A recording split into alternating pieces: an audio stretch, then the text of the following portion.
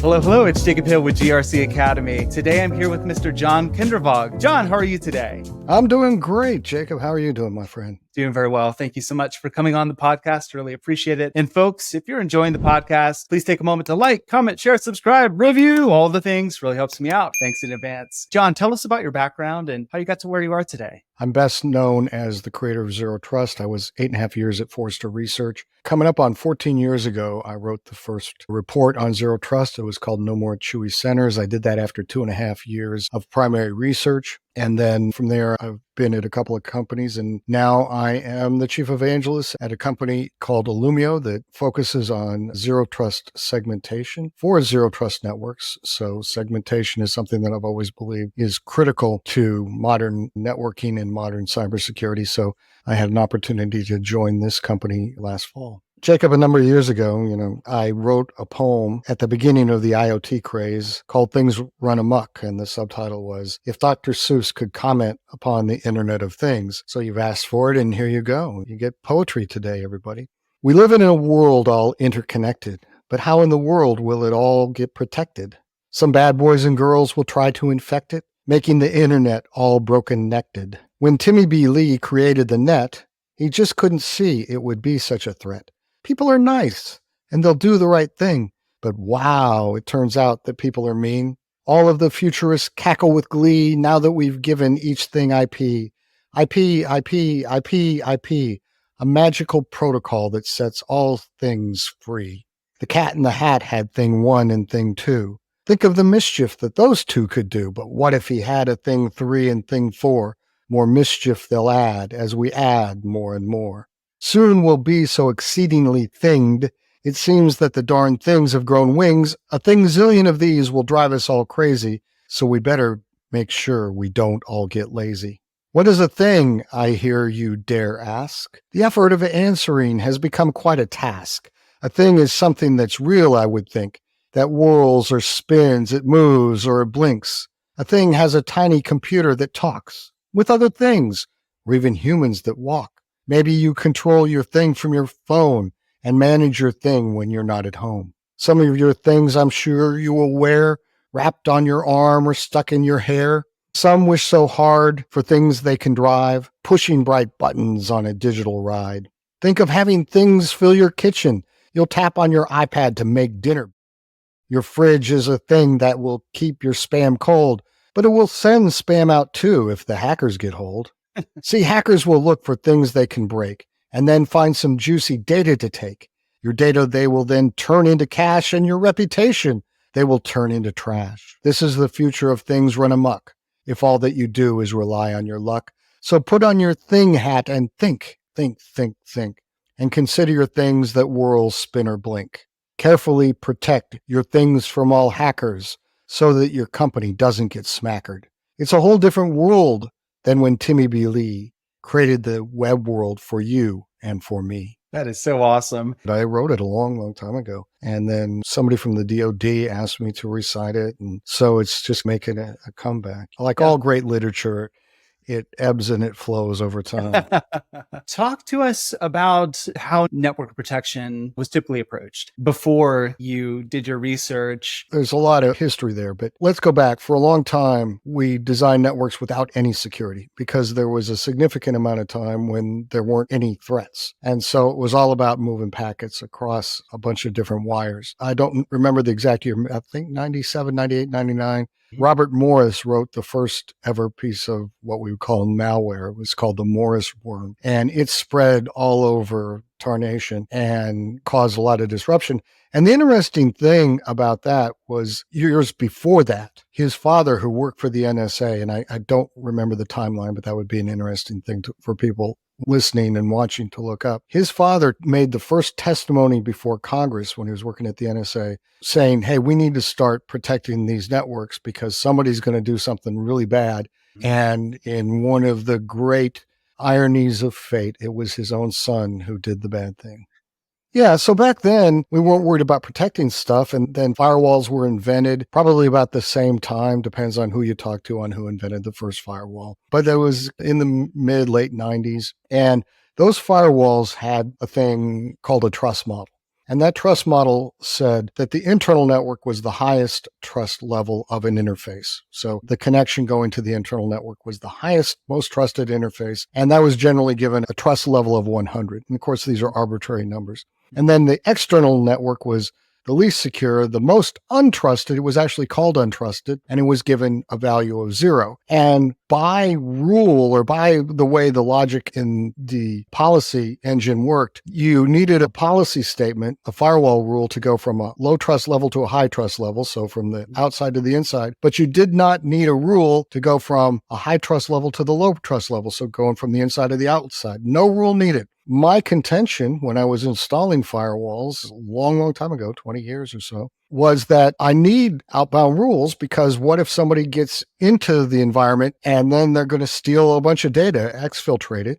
I got in a lot of trouble for putting outbound rules. That's not the way you're supposed to do it. That's not how the manufacturer says to do it. That's a dumb idea. Don't do it. I fought against that because I said the trust level for every interface should be 0. And that's where zero trust comes from. We need to get rid of trust. Trust is a human emotion that's been injected into digital systems for absolutely no reason. You don't need this thing called trust, which most people can't define anyway, to move a packet from point A to point B. It's just irrelevant. And it causes a lot of problems. So most cybersecurity negative events can be deconstructed and traced back to that broken trust model. I talk a lot about Snowden and Manning. They're the Beyonce and the Zendaya of cybersecurity. They're so famous, they're one-word people. They were on trusted devices. They were trusted users. They had background checks. They had robust identity systems, really powerful MFA, and nobody looked at their packets once they'd authenticated. So they were able to go around, do a lot of malicious things, steal a lot of data, exfil it out because there were no outbound rules, really, depending upon which movie you watch. And then there were significant consequences. We got to be real careful on who we let access specific reasons. This was validated to me by a former federal prosecutor who was involved in this. And he said, John, I never understood zero trust and what you were trying to say until the Manning case crossed my desk. And I asked myself, how does a private first class in a forward operating base in Iraq have access to classified State Department cables stored in Washington, D.C.? And the answer was the trust model. Once you got on this specific, theoretically high security network, you got access to everything on it, whether you're a private first class or the president of the United States. It didn't matter. So the trust model is just all out of whack, Jacob. It's crazy. It'd be like I'm sitting in my house watching TV with my wife, and I look over and I go, hey, do you know who that is digging through my fridge over there? And she goes, no, I have no idea who it is. And I said, well, since they're able to get into the house and get access to the fridge, they must belong here. So will you go get some clean sheets? I'm going to make up the guest room and make them more comfortable.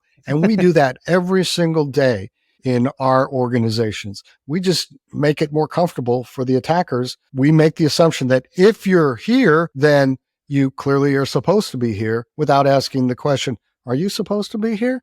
We do that more in real life. I was once in London and I got a text message from a friend of mine. He said, I heard a rumor that you're in London. I texted back, yeah, I am. He said, you want to have dinner? And I said, sure. And he texted me a time and a place. And I show up to Gordon Ramsay's restaurant at Claridge Hotel in London. And I walk in, everybody in this restaurant is in a tux. And I'm from Texas, so I'm wearing jeans, cowboy boots, and I got some kind of blazer on. And the maitre d' looked at me and he goes, are you supposed to be here? He asked the right question. Are you supposed to be here? Something in the telemetry doesn't compute for me.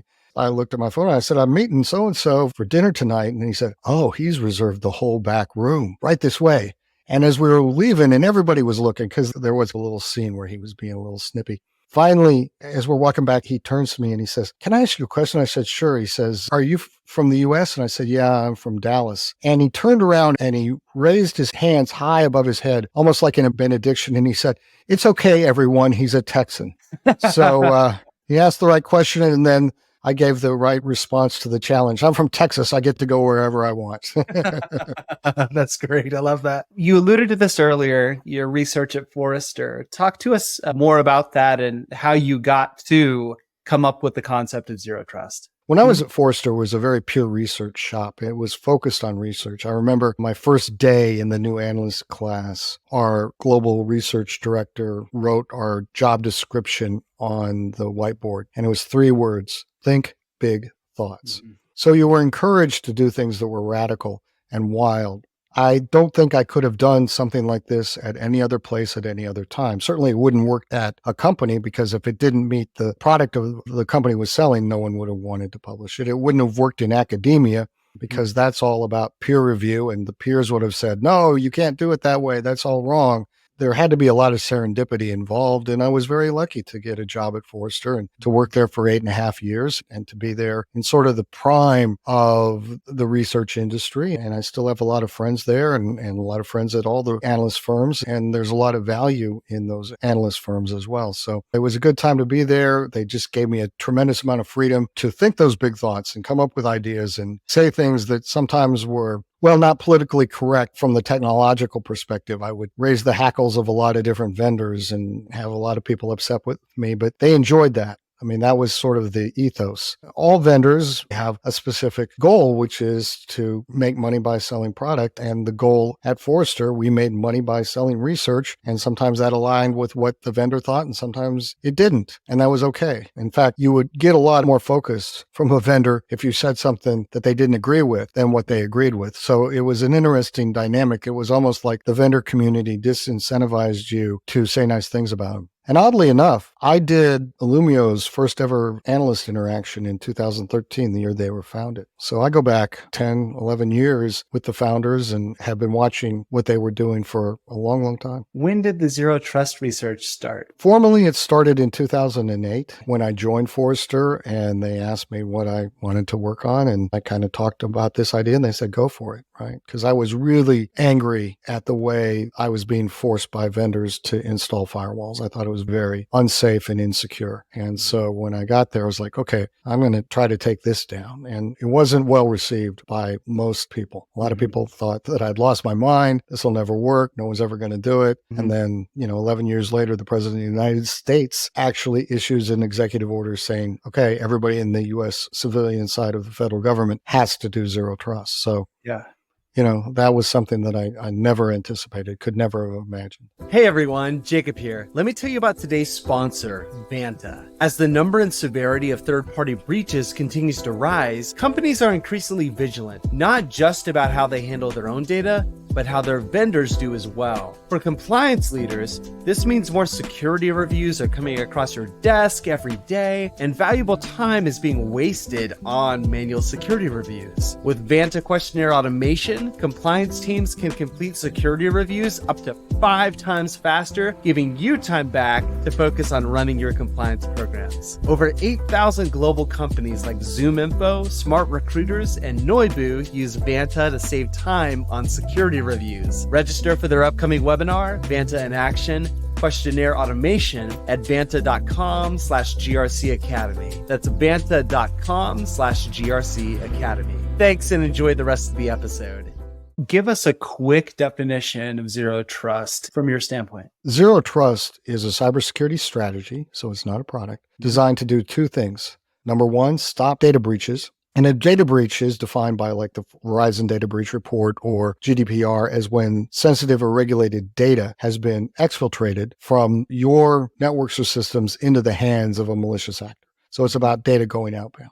And then it does one other thing that's very important strategically, which is it stops other cybersecurity attacks from being successful. And it does this by eliminating the trust model in digital systems. So it's that simple. A lot of people try to overcomplicate it, and I just try to keep it simple. It's a strategy designed to stop data breaches by eliminating trust from digital systems. We could say it that quickly. And that has resonated up with leaders, right? Sometimes the technologists really, it makes them very uncomfortable because they just want to know what product to buy. And now you're making them think. When I talk to leaders, CEOs, members of boards of directors, admirals, generals, all kinds of people like that, they all get it because it was designed to strategically resonate with the highest level of any organization, yet be tactically implementable using commercially available off-the-shelf technology at whatever state that was in at that time. The strategy and the tactics were decoupled from each other on purpose because I knew that the strategy shouldn't change. We don't want strategies to change. And most people don't know what a strategy is. They confuse strategy and tactics all the time. we do want the tactics to get better and better. Those two things have proven to be true. That assertion that I had 16 years ago, I guess, probably was about when I did the first Zero Trust speech. I did a bunch of research. I test marketed it in a bunch of speeches. The most significant ones were 5 speeches down the East Coast, starting in Montreal, ending in Atlanta. And they were all at these very high-end links golf courses, Scottish-style golf courses, because one guy at a vendor wanted to play these courses and he needed a crazy idea to throw out there. And it just went over really, really well. And I lost about 8 million golf balls that trip because, man, the rough is that tall grass that you see it when they're in,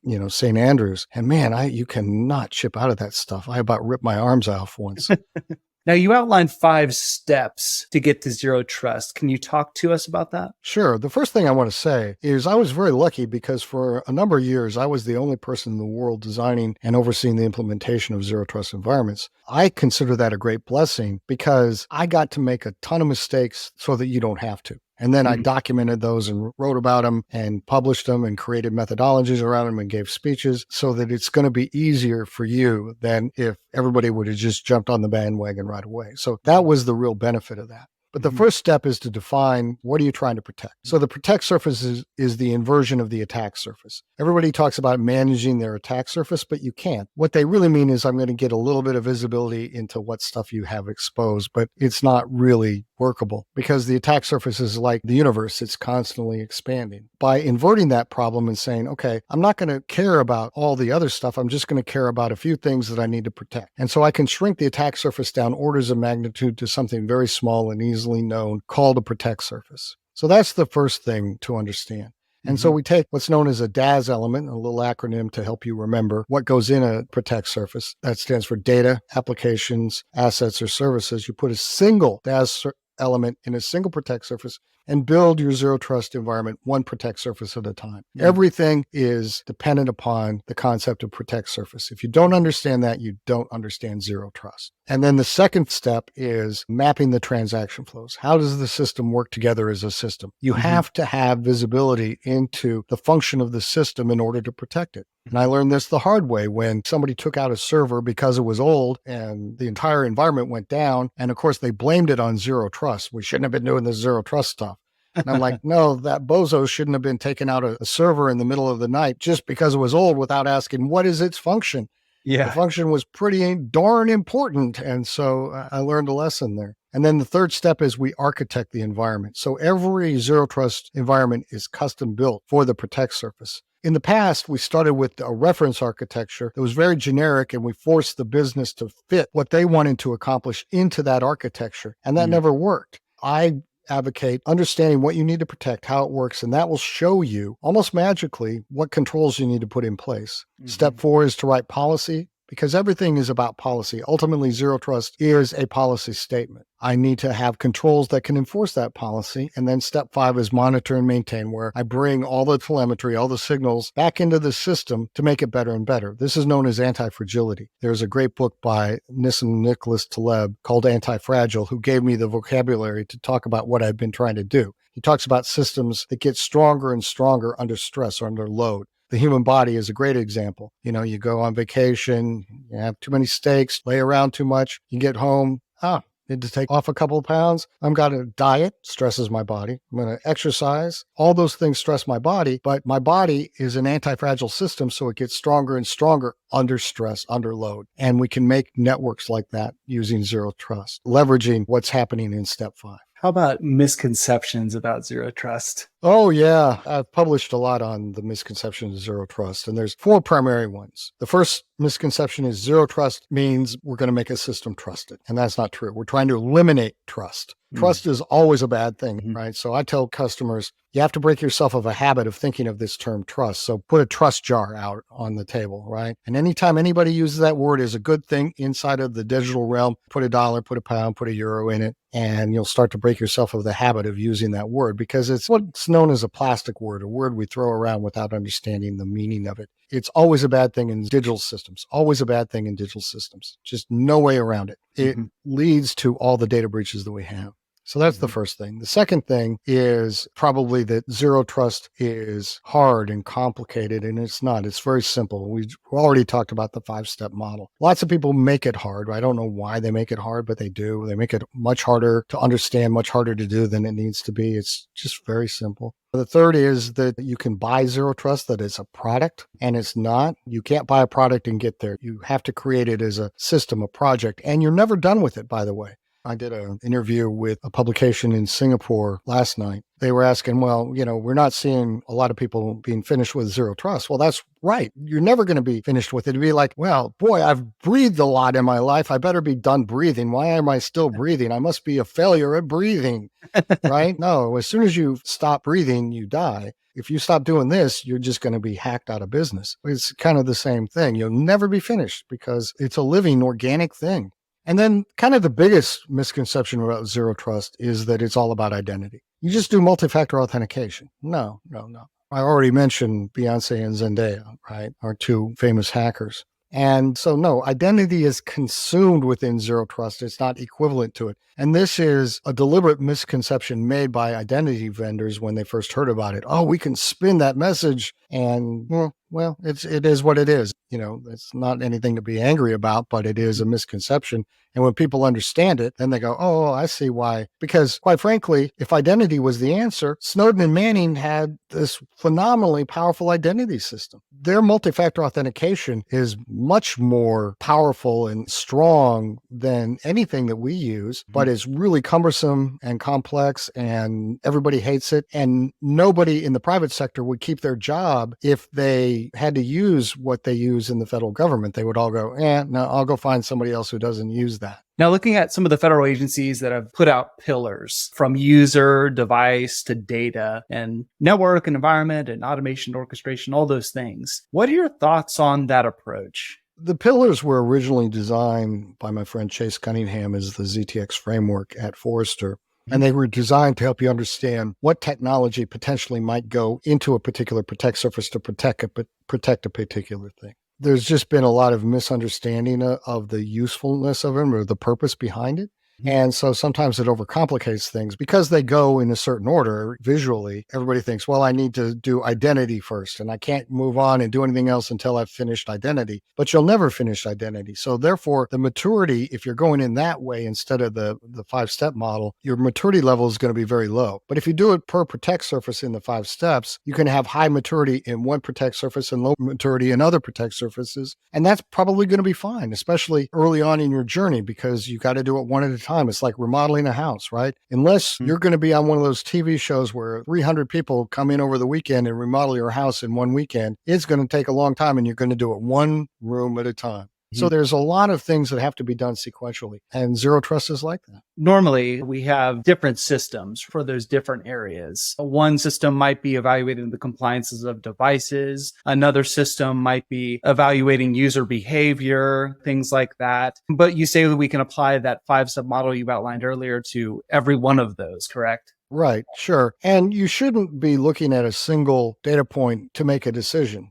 You have to have lots of different data points. Like when I was at Gordon Ramsay's, people with cowboy boots can't come into the restaurant, except the person I was going to go see was spending the most money that was going to be spent that day at that restaurant. If you have more data about the context of the access request, then you can know whether to allow or deny it. You can't make any decision just on one small piece of information without a lot of contextual value around that. Let's say a small business wants to adopt zero trust and implement it within their environment. Maybe they're pure cloud, Microsoft cloud. Microsoft holds all their data, all the good stuff. And maybe they don't even have cybersecurity expertise. How can a small business effectively implement zero trust and do it in a way that's affordable? And how could they do that? There's a number of different ways, but you still use the same 5 steps. You certainly better know what important data or assets you need to protect. Okay, this is stored in, Microsoft Azure. So how do I protect it? We have a solution for that. Lots of people have solutions that provide that protection. You can also outsource a lot of that to a managed service. Good managed services have a deep understanding of zero trust. And that's a really good way for a small business that doesn't have a lot of expertise to do it. Now, one thing you have to understand is that cybersecurity costs money. it's a bad thing to be thinking of it as a cost center. It's not. It is a fundamental thing that runs your business. As we're recording this, we're in the middle of the CrowdStrike where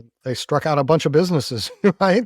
And however that happened, no interest in discussing that. But for example, one of my coworkers is stuck, I think, visiting family in another state from where she works. I often say, right, if you think about cybersecurity and technology itself as a cost center, which everybody thinks of IT and cyber as cost centers, then you're missing the boat. Because if you are an airline, you have the three things that an airline needs, the three Ps. You have planes, passengers, and pilots. Used to be that's all you needed. I mean, when I was young, tickets were handwritten. The only computers that existed were in that business were for air traffic controllers and radar operators. There were no centralized ticketing systems. I knew the guy who built the first ever one for American Airlines called Sabre here in Dallas back in the late 70s, early 80s. And so you could run an airline without a computer. But now she's stuck in another city because the computer system is down. The planes are there, the pilots are there, the passengers are there, there's fuel on the planes, but nobody can take off because the computational systems aren't working. So this is not a cost center. It is